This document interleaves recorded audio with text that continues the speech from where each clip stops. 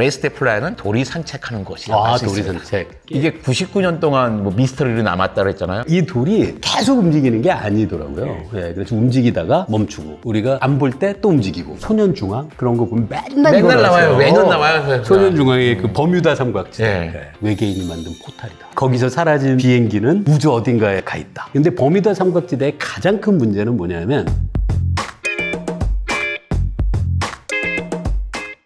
예, 안녕하세요. 저는 성균관대학교 물리학과에서 일하고 있는 김범준입니다. 안녕하세요. 과학정모에서 주로 생물 이야기를 하고 있는 이정모입니다. 또 김범준 교수가 두 번째 초대를 해주셨습니다. 예. 오늘도 우리 관장님하고 여러 재미있는 이야기를 나눠볼 생각인데요. 오늘의 주제는 지구의 미스터리한 장소들입니다. 이정모 관장님 모시고 과학으로 설명하기 힘든 아주 흥미로운 지구상의 여러 미스터리한 장소에 대한 이야기를 나눠볼 텐데요. 첫 번째 주제는 죽음의 계곡, 미국의 데스밸리라고 하는 곳이 있는데요. 거기에 돌이 이렇게 흔적, 트랙을 남기면서 돌이 움직인 그런 현상이 발견이 됐어요. 그래서 그 얘기 조금 나눠보려고 합니다. 거기를 레이스 트랙 플라야라고 합니다. 경주하는 트랙이에요.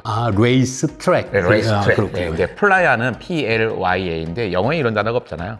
스페인어예요. 플라야. 플라 무슨 뜻이에요? 그러니까 원래 해변이라는 뜻이에요. 해변. 관장님 스페인어 공부하지 않으셨어요? 또 요즘 열심히 합니다. 이렇게. 해변이요? 해변. 거긴 해변이 아니잖아요. 그렇죠. 그러니까 지질학에서는 보통 쓰는 말은 플라야가 해변인데 지질학에서는 용어가 달라요. 이렇게 약간 평탄한 그런 거. 평소에는 마른 채로 남아있지만 비가 오면 살짝 물에 고여있는 것이에요.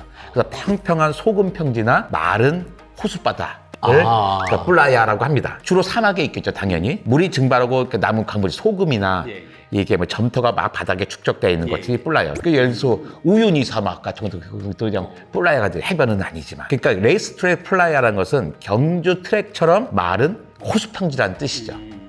예, 그러니까 원래 플라야는 물장구 치는 곳이잖아요. 근데 그러니까 레이스 대 플라야는 돌이 산책하는 곳이라고 할 수 돌이 있습니다. 산책. 이게 처음에 관찰된 거는 꽤 오래됐는데 아주 오랜 동안 그 사람들이 왜 돌이 이렇게 움직이는지를 이해를 잘 못했던 그런 역사가 좀 있더라고요. 초기에는 아주 강한 바람이 부는 곳이다, 거기가. 돌풍 때문에 돌이 움직인다라고 이야기를 했었는데 찾아보니까 그 가설은 기각되고요. 거기 보면 이렇게 움직이는 돌이 어떤 거는 몇십 킬로그램 돌도 있대요. 바람을 갖고 이 돌이 움직이기는 어려워서 현재는 바람 때문은 아니다라고 알려져 있고요. 이게 최근까지도 그 과학자들의 큰 관심을 갖고 있어서 연구가 꾸준히 되었는데요. 과거에 비해서 최근에는 이 움직이는 돌을 연구하기가 쉬워진 게 바로 타임랩스.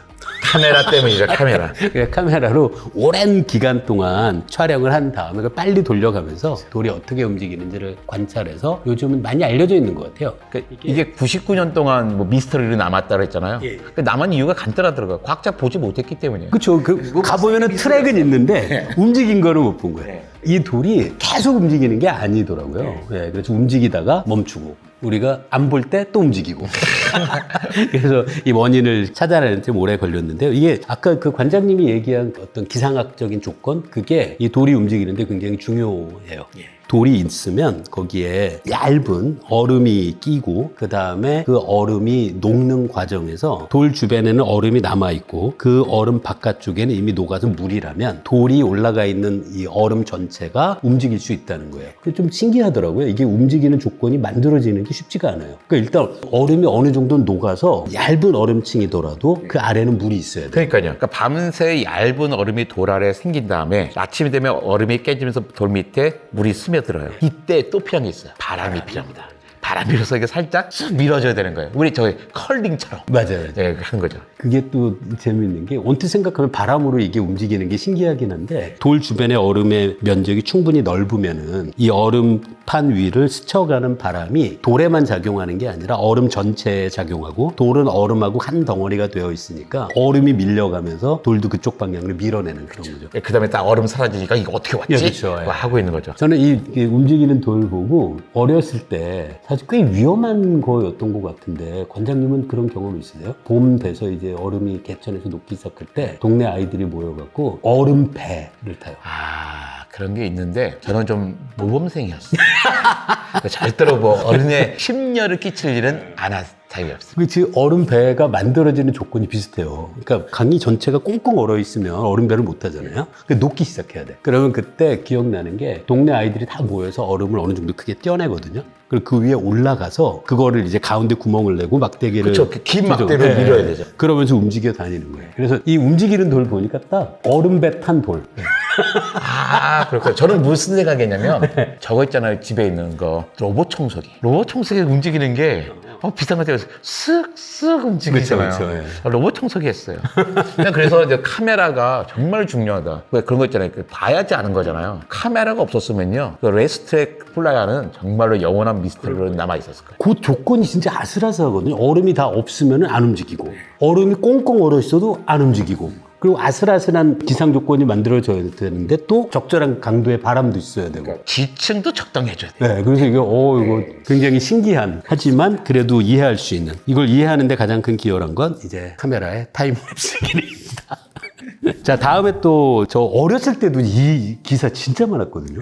소년중앙 그런 거 보면 맨날 나와요. 매년 나와요. 소년중앙의 그 버뮤다 삼각지대. 네. 관장님도 얘기 들어보셨죠? 그럼요. 이제 버뮤다 삼각지대 그러면 뭐 여러 가지 갑자기 배가 사라진다는 거잖아요. 말 많았어요. 이게 무슨 UFO가 납치했느니 그래가지고 막 지구의 자기장이 변화했다 이런 맞아요. 어릴 때도 그럴싸해 보여. 저 어릴 때 좀 비행기 좀 탔거든요. 시골에 살았는데 6인승 비행기 있었어 그 동네에. 왜냐면 거기 아버지 소교회사의 소방관이었어요. 근데 거기 외국 사람들이 있는데 여수에서 서울에 왔다 갔다 하니까 문서를. 우와. 문서 왔다니까 매일 6인승 비행기가 뜨는 거예요. 우와. 그러니까 뭐 비행기 뜰 때 어떻게 사람들 서울 갈 있으면 타고 그러는 거예요. 그래서 저는 어릴 때부터 비행기를 좀 자주 타봤거든요. 이거 신기하네요. 느낀 게 뭐냐면 비행기 운전할 때 그냥 눈에 의존하고 가요. 내가 보기엔 자동차 운전과 똑같아. 근데 자기장이 흔들려가지고 배 나침반이 흔들어서 길을 잃었다. 그게 좀 그렇죠. 이게 말이 안 되는 거잖아. 근데 이게 바다 뷰면 가능하지 않을까요? 예? 어떤 지형 지물도 없이 그냥 망망대 바다. 그런데 나침반이 흔들린다.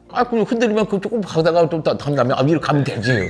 근데 그 다음에 내가 좀 더 관심을 했던 게 메탄가스. 메탄가스. 바닷속인데 메탄가스가 갑자기 폭발하면서. 그거는 좀 그래도 논의가 된 것 같더라고요. 폭발하면서 어때요? 이게 일단 팍 올랐다가 꽂으니까 배가 푹 빨려 들어가겠죠. 그 거품 목욕 가듯이. 맞아요. 배가 뛰어 들어갈 수가 있는 거잖아. 그럴싸할 거다 생각했어요. 그런데 여전히 다 아니란 걸 알잖아요. 그죠? 사실 이게 여러 가지 가설들은 있었잖아요. 제가 본 재밌는 것 중에 하나가 이게 외계인이 만든 포탈이다. 거기서 사라진 비행기는 우주 어딘가에 가 있다. 그 바다 아래 전설의 아틀란티스 대륙이 거기 있다. 그 문명에서 만든 우리가 전혀 이해할 수 없는 어떤 기계 장치가 이런 효과를 만들어낸다. 온갖 재밌는 얘기들을 진짜 그러니까 소년중앙은 이해 하나 갖고요. 1년에 하나씩 써먹는 거야. 한 5년, 20년 써먹는 거예요. 진짜 많이 봤어요, 이거. 그러면서 재밌게 봤잖아요. 버뮤다 삼각지대랑 그때 또 재밌었던 게 피라밋 타워 그런 거. 피라밋 안에 면도칸을 넣어놓으면 날이 온갖 그런 재밌는 것 꽤 많았어요. 버뮤다 삼각지대에 과학자들이 주장하는 가장 유력한 썰은 뭡니까? 아까 이야기한 메탄 하이드레이트라고 치매에 그게 있잖아요. 그게 어떤 원인에서 다량의 메탄가스가 방출되기 시작하면 사실 물속에 들어있는 그 배 잠긴 부분에서 배를 위로 밀어 올리는 부력을 만들어내는 건 배 주변의 물의 밀도거든요. 그 밀도가 작으면 당연히 부력이 줄어들어요. 갑자기 줄어든 부력 때문에 배가 가라앉는다. 라는 걸 언뜻 들어보면은 그럴 수도 있지 라는 생각은 드는데요. 근데 버뮤다 삼각지대의 가장 큰 문제는 뭐냐면 이곳에서 정말 사고를 당한 배와 비행기의 숫자가 통계적으로 유의미하게 많은가가 문제예요. 그런데 이게 버뮤다 삼각지대 보시면 엄청 넓어요. 그래서 이렇게 넓은 그 삼각형을 그려놓고 이 안에서 사고가 난 건 다 버뮤다 삼각지대라고 부르기 시작하면 많아 보이지만 사고가 일어난 그 사건의 밀도를 봐야 되거든요. 얼마나 많은. 당연히 전체 이만하게 면적을 잡아놓으면 당연히 그 안에서 사고가 많죠. 면적당 사고를 분석한 사람들이 있는데요. 그 결과에 따르면 전혀 유의미하게 이곳에서 사고가 많이 난다고 할 수 없다. 그런데 이게 과학에서는 뭔가 통계적으로 유의미하다. 그러면 연구의 가치가 있죠. 근데 통계적으로 유의미하지 않아요. 그러면 사실은 굳이 우리가 어떤 이유를 생각할 필요도 없는 거죠. 그러니까 사고가 많이 났어요. 근데 배가 워낙 많이 다녀. 버뮤다 삼각지에 특별하게 사고가 많은 게 아니라 그냥 뉴스가 많은 거예요. 거기서 사고가 나면 이제 뉴스화가 되는 거예요. 그렇죠. 근데 그게 써먹는 사람들이 있는 거죠. 이게 보면 1950년대부터 언론과 대중에게 이제 많이 사고가 이제 과장돼서 나타나요. 똑같은 사고라도 버뮤다 삼각지 나타나면 이제 버뮤다 삼각지 점점 커지고 이게 초자연적인 현상이라고 막 이야기하는 거죠. 그러니까 선택적으로 기억하는 거죠. 딴 데서 사고 났는데 그건 기억 그거는 못하고. 신문에도 안 나오고. 그 옛날에 관심도 안 비슷한 거 있잖아요. 2020년인가에 독감 백신 맞고 할머니, 할아버지 돌아가신다. 그거는 좀. 그래서 정말 심각했잖아요. 사실은 평상시에 돌아가시는 것만큼 돌아가셨어요. 근데 돼요. 독감 때 한 2주 동안에 노인들은 다 공짜로 맞잖아요. 그러니까 그 중에 몇 분이 돌아가시는 게 마찬가지였다면. 근데 자꾸 방송에서 독감 백신 맞고 돌아가셨으니까 자식들이 엄마 맞지 마. 차라리 그랬단 말이에요. 이게 어떤 문제 생기냐면 어떤 노인들이 막 열이 나. 근데 이 열이 나는 게 코로나 때문에 열이 나는 건지 독감 때문에 열이 나는지 모른단 말이에요. 그러니까 어떻게 해요? 방역체계가 무너질 뻔했던 거거든요. 그러니까 저 따져봐야 되는 거죠. 사실 이런 건 저는 언론 그 기자분들도 정말 조심하셔야 돼요. 이게 사람들이 주목을 끌기 위한 기사로는 괜찮은데 지금 말씀하신 것처럼 사실은 조금만 논리적으로 생각하면 독감 백신을 맞은 게 사망의 원인이라고 볼 수는 없다라는 게 사실 명확하잖아요. 또 이 버뮤다 삼각지대는요, 이거 갖고 또 돈을 버는 사람이 있었어요. 돈을 벌어요? 예, 그러니까 그렇죠. 뭐 소년중앙도 마찬가지였지만 1970년대에 꽤 많은 베스트셀러들이 나옵니다. 맞아요. 그 실제 사고를 과장하거나 허구를 막 섞어요. 대표적인 게 찰스 벌리치라는 사람이 있어요. 그게 더 버뮤다 트라이앵글, 버뮤다 삼각지대라는 책을 내요. 1974년 전 세계적인 이게 베스트셀러가 됩니다. 그러면서 사람들 알고 뭐 퍼져 나가는 거죠. 바이럴을 타면서. 자, 다음엔 드디어 관장님이 잘 아실 것 같은 신기한 장소입니다. 100만 마리의 독이 없는 해파리를 볼 수 있는 호수가 있다고요? 이게 팔라우 해파리 호수라고 합니다. 그러니까 필리핀 동쪽, 인도네시아 북쪽, 괌의 남서쪽, 서태평양의 외 미크로네시아 지역이에요. 그러니까 팔라우 공화국에 있는 호수인데요. 해파리들의 피크닉 장소입니다. 야, 바다에는 무섭고 빠른 놈들이 많으니까 우리 여기서 그냥 은퇴하자 하고 그냥 그 호수에 들어와 있는 거예요. 내륙에 있는데 갇혀졌어. 그래서 이제 바닷물 성분이 있는 거죠. 그러니까 여기 해파리들이 있는데 여기 있는 해파리들은 100만 마리 뭐 있어요. 100마리, 100만 마리 뭐 훨씬 더 많겠죠. 독이 없는 해파리들이 둥둥 떠 있는 거예요. 독이 있을 필요가 없구나. 해파리가 왜 독성을 갖겠어요? 이유가 두 가지입니다. 하나는 사냥을 위해서요. 해파리는 수동적인 포식자예요. 막 쫓아가서 딱 잡아먹는 애가 이렇게 아니잖아. 건드리면은 그렇죠. 빨리 쫓아가서 잡는 능력이 없어요.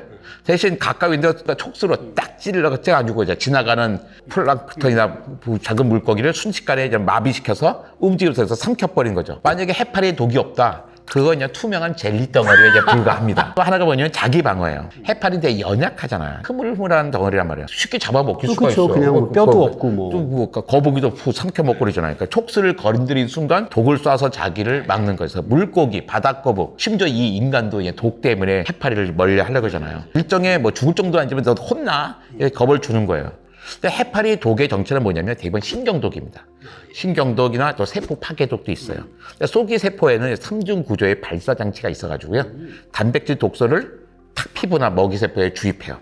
속도가요. 그러니까 총알보다 빠르다라는 게. 뭔가 장전했다가 발사하는 식인가 보다. 그렇죠. 이미 있던 거를 쫙 해버리면 그 가는 속도가 더 빠르다는 거예요. 근데 이 호수에 딱 들어왔어요. 그거 천 적이 없어. 사냥할 필요도 없어. 대충 뭐 플랑크톤도 많아 대충. 그러니까 바다와 단절된 지 오래됐어요. 오래됐구나. 그러니까 해파리들끼리 이제 아나바다 정신을 살고 있어요. 아나바다 요즘 아시나? 아나바다? 네, 잘 모를 수도 있어요. 그러니까 아껴 쓰고 나눠 쓰고 바꿔 쓰고 다시 쓰자라고 전략 정신 아나바다가 있어요. 얘네들 그냥 뭐 비슷한 거예요. 안 찌르고 안 쏘고 안 도망가면서 살자. 평화스럽게 된 거죠. 근데 그러니까 되게 해파리들이 없어요. 근데 이게 굳이 저기만 아니어도 내가 코타키나발루에서 가가지고 또 배를 타고 한참 갔던 어떤 조그만 섬이 있었어요. 근데 그 섬 주변에도 산호도 있고, 근데 그 산호에도 여기 이제 조그만 해파리들이 둥둥둥 떠 있어요. 걔네들도 여기 없어서 사람들이 그 해파리 속에서 같이 헤엄을 치고 그것도 재밌겠다. 있습니다. 예. 걔네들은 왜 없는지 모르겠는데 어쨌든 거기도 이유가 있죠. 포식자가 없거나 포식자가 없는 것이. 위험한 환경이 네. 아니구나. 근데 걔네들 주로 어디 사냐면 산호초 속에 살아요. 그러니까 산호 속에서 다른 동물들이 없는 그 산호 쪽에서 사는 또 다른 것 같아요. 근데 걔네 말미잘들이 주변에 있으면서 대신 말미잘들이 그 독을 쏴주는 역할을 합니다. 그러니까 그 딴 동물들이 굳이 거기까지 안 와. 복잡해. 근데 해파리들 거기 몰려서 말미잘 덕분에 있으면서 플랑크톤 흡수면서 살는 거죠. 팔라우 호수에는 그러면 해파리의 천적이 아직은 없는 거예요? 없는 거예요. 나중에 생길 수도 있겠다. 그 누가 풀어놓기 전에는 뭐. 거기 가면 완전히 포식자 입장에서 대박인데. 관장님 어디 가고 싶으세요? 전 마리아나 해고요. 마리아나 해고. 거기 가기 힘들잖아요. 그렇죠. 마리아나 해고 다녀온 사람이 얼마 전까지만 해도 우주에 다녀온 사람보다 더 적었어요. 맞아, 그런 얘기 들었어요. 네. 그러니까 요즘 달라졌어요. 이제 심해는 우주보다 더 미지의 세계였습니다. 근데 거기 내려간다고 뭐 볼 게 있을까요? 많아요? 어디에 뭐 볼 거 있어서 가니까 가는 거죠. 그러니까 우주에 다녀본 사람이 얼마 될 거예요? 2024년 말 기준으로요. 한 600명 정도 돼요. 300명 정도가 궤도에 들어왔고 나머지는 거기 가보지도 못했던 거예요. 근데 달까지 가본 사람이요. 달까지 비스 속도 1.3초밖에 안 걸리잖아요. 38만 킬로미터니까. 근데 달을 돌아본 사람이 27명이에요. 근데 달에 내려본 사람이 12명밖에 안 되는 거예요. 그런데 심해에 다녀온 사람은요. 그러니까 마리아나 해구의 챌린저 심해이라 좀 되게 깊은 곳 있잖아요. 11,000m급. 거기가 유인 잠수정으로 다녀온 사람이 1960년에 처음 갔고 그때 2명이 갔다 왔어요. 라크 피카르랑 돈 월시라는 사람이었고 트리에스터 호라고 하는 잠수정을 타고 왔던 거죠. 1960년이었어요. 그리고 50년 동안 잠잠해 가본 사람이 없어. 그러다가 2012년에 카메론 감독. 아, 맞다. 그 신문 기사 본 거 같아요. 예, 카메론 감독이 일단 바다를 좋아요. 그래서 만든 저거 뭐 타이타닉 만들었잖아요. 그 다음에 아바타의 3가 또 어떻게 봐요? 바다 쪽 얘기하잖아요. 맞아요. 예, 그러면서 원래 카메론 감독을 좋아해요. 돈도 엄청나게 많이 벌었잖아요. 그리고 잠수정을 만듭니다. 아, 자기가 만든 거예요? 자기 돈으로. 과학자는 그 돈 우와. 없어. 카메론 건 자기 만든 거예요. 자기도 내려가. 근데 자기만 내려가나? 그게 아니잖아요. 과학자들도 데려가는 거예요. 그래서 카메론 감독이 먼저 갔다 왔고, 그 다음에 또 과학자들도 많이 데려가해요. 그 다음에 2019년부터 2021년 사이에 미국 해군 출신의 심해 탐사관인 빅터 베스코버라는 사람이 있어요. 이 사람이 여러 번에 걸쳐서 이제 탑승을 하고, 그러면서 다수의 민간이 다녀와가지고 2023년에 되니까 거기에 가본 사람이 30명이 넘어버렸어. 달을 돌아와서 27명이잖아요. 그러니까 그 전까지는 달에 가본 사람이 심해 간 사람보다 더 많아서 달이. 그런데 2023년에야 역전된 거죠. 근데 사실 달에 가는 것보다 심해 가는 게 더 어려워요. 압력 때문에. 압력이? 네. 우주에서의 압력은 아무리 지구랑 차이가 있어도 일기압이잖아요. 근데 밑으로 가면 뭐 만천기 밑에는 어떻게 해요? 한없이. 1100, 엄청난 압력. 압력이야. 진짜 엄청난 10m마다 압력. 일기압이 근데 높아지니까. 관장님 카메론 감독하고 친하세요? 없어요. 그럼 어떻게 그러니까 해요? 연락이 안 왔어. 아, 만드셔야겠다. 그래서 그 다음에 가보고 싶은 건 어디면 달까지는 아니고 우주에 딱 나가려고 하는 거예요. 쭉 날아가서 같이 돌아오는 거예요. 아, 이걸 이렇게 하는 돌아올 거예요? 때 어떻게 하면 무중력. 저기 꽤 많이 가야 돼요. 그러니까 갔다가 앞에 저 장면에 지구가 딱 아, 보이는 맞다. 거예요. 저도 그거 보고 싶긴 해. 지구가 보였다가 얘가 쫙 이제 바닷속으로 팍 들어갔잖아요. 아, 나 그거 경험하고 싶어요. 내가 지구로 떨어지는 그런 것. 교수님은 어디 가보고 싶어요? 지금 관장님보다 꿈이 좀 작은데요. 제가 아직 못 본 게 개기일식이에요. 보셨죠? 저는 이제 작년에 네. 갔죠, 개기식. 그 개기일식 보신 분들은 그렇게 자랑을 그게 해갖고. 개기식이요. 기껏해 5분 보는 거예요. 아, 근데 그 느낌이 너무 나 신기할 것 5분 같아요. 보는데요. 어떠냐면요. 아니, 그만하세요. 갑자기 깜깜해지고 진다고 쌀쌀해져요. 하더라고요. 그 다음에 와 빛이 얼마나 되니까 하자마자 갑자기 새들이 파파파팍 날고 그러는데 딱 보니까 개기일식은요 안 본 사람들 많아요. 근데 한 번만 본 사람은 없대요. 아, 참 또 보고 싶습니다. 가보고 싶은 데는 사실 저는 개기일식이에요. 그러니까 옛날에 지금 우리도 과학을 아는 사람들 그때 그 신비로운 체험을 하는데 옛날 사람들은 진짜 무서웠을 거예요. 그러니까 이거 왕짜라야지. 하늘이 뭔가 그렇지. 그죠? 누구 잡으려는데 아 그래 어우 야 신인가? 그럴 수 있는 거죠. 다음에 이야기 나눌 건 인간이 만들어낸 위험한 장소입니다. 먼저 이야기 나눌 곳이 러시아의 죽음의 호수 카라차이 호수라는 데가 있습니다. 그게 이제는 호수라고 해가지고요. 이제 소풍 가겠다, 낚시하겠다면 큰일 납니다. 여기는 낚싯대를 갖고 가는 게 아니라 방사선 계측기를 갖고 가야 되는 곳이에요. 1시간만 있어도요, 희폭대는 어마어마합니다. 그러니까 카페인 대신 세슘을 마시게 될 겁니다. 그러니까 소련 시절에 핵 폐기물을 마구잡이로 버린 곳이에요. 그러니까 미국의 맨해튼 프로젝트를 했잖아요. 그러니까 소련도 거기에 대항해서 다양한 이제 원자력 시설을 건설합니다. 원자력 시설 건설하면 어떻게 폐기물이 나오잖아요. 그러니까 핵 폐기물 재처리 공장을 만들었어요. 처리가 귀찮아. 에이씨. 거기다 그냥 다 버려버린 거예요. 아니 호수인데 뭐 희석되겠지. 호수인데 희석되겠지 해버린 거예요. 희석 안 되는데. 그러니까 어마어마한 거죠. 그다음에 1957년에 또 마야크라는 데가 있어서 핵폐기물 저장 창고가 폭발한 적도 있어요. 근데 이게 1957년이니까 체르노빌보다 30년 정도가 앞선 겁니다. 그러면서 한 200개 마을이 완전히 오염돼 버려요. 근데 그게 안 알려졌어요. 소련의 비밀주의 때문에 30년은 아무도 모르는 거예요. 아, 그런 일이 있었다는 것도. 근데 이게 뭐 그 당시에 아무도 없냐. 10년만 지나니까 1967년 되잖아요. 호수 바닥이 말라버렸어요. 근데 거기다 버렸는데 막 그냥 이거 어때? 바닥에 침전된 방사선 침전물이 있을 거 아니에요. 이게 바람이 불어. 그럼 날려버려요. 날려버리는 거예요. 그래서 거기 1시간만 있어도 60% 확률로 사망할 수 있는 방사선량을 피폭하게 된다고 합니다. 그렇군요. 진짜 위험한 데네요. 자, 다음. 인간이 만들어낸 위험한 장소들. 미국 센트랄리아에 있는 절대 불이 꺼지지 않는 도시입니다. 탄광에 불이 붙었는데 60년간 불이 안 꺼지고 있어요. 그러니까 지하에 불이 끓고 있는 마을이 있는 거예요. 네. 지금도 연기가 나고 있고요. 아스팔트가 막 갈라집니다. 아니, 꺼질 수가 없어요. 몇백 년 뒤에 꺼질 거예요. 이게 지금 생각해보니까 그 밑에 예전에 그 탄광이었던 곳이어서 석탄 때문에 불이 붙은 것 같은데 제 생각에는 외부로부터 산소가 계속 공급되니까 그러니까 위에는 막아도 네. 딴 데 구멍이 있는 거예요. 그쪽이 완전히 막기가 어려운 것 같아요. 그 러시아에도 그런 데 있거든요. 그래서 메탄을 계속 함부로 불나고 있는 거 있고 막 타고 있는데 그는 워낙에 위에도 큰 구멍이 있어서 타고 있는데 그 미국 센트랄리아 같은 경우는 관심이 없는 거 미국이 땅덩어리 크고 놔둔 거예요. 근데 요즘 거기가 이게 유명해져서 관광객들은 좀 온다고 하더라고요. 사람들이 좀 신기해요. 네. 좀 찾아보니까 앞으로 250년 더 탈 거다. 그런 몇백 얘기가 년은 있더라고요. 걸린다고 그러더라고요. 와. 요즘은 체르노빌 또 관광 가는 사람들도 있어요. 체르노빌 괜찮다고 그러면 안 되고요. 체르노빌은 조금은 그래도 좀 안전한 데지잖아요. 네, 그래도 아주 여전히 허가 받은 사람들만 가는 거고 영화에 한번 찍었다 해가지고 체르노빌 가야겠다 그러면 안 되는 겁니다. 네. 굳이 뭐 있다고 그렇게 또 위험을 감수하겠어요. 그러지 않으셔도 됩니다.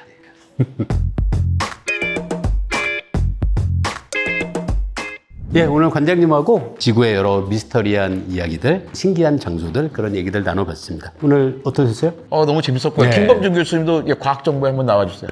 예. 좋습니다. 불러주시면. 같이 하니까 재밌네. 예, 오늘 이렇게 나와주셔서 정말 고맙습니다. 네, 감사합니다. 예.